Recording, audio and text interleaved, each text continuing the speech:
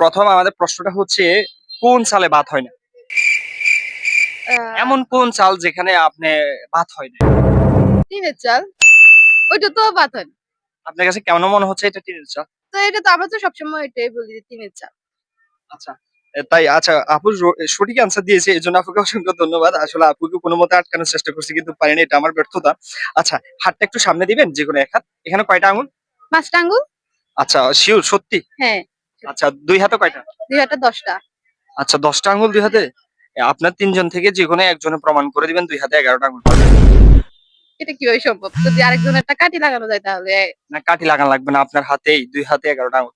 ২ হাতে ১১ টা আঙ্গুল। এইটা তো দেখেন চিন্তা করে একটু। চিন্তা একটু দিলে ভালো হইতো। না, না আমি এখানে ক্লু দেওয়ার কোনো সিস্টেমই নাই। ১১ টা। ১, ২, ৩, ৪, ৫, ৬, ৭, ৮, ৯ এটা কি কিভাবে হয়? এই যে এইটা ধরে আরকি। এই যে এটা। আচ্ছা, আপনি ধরে দেখান না দেখি। আমি কিভাবে ধরবো বলেন? আপনার একজন ধরেন তো। হ্যাঁ, এইটা ধরে।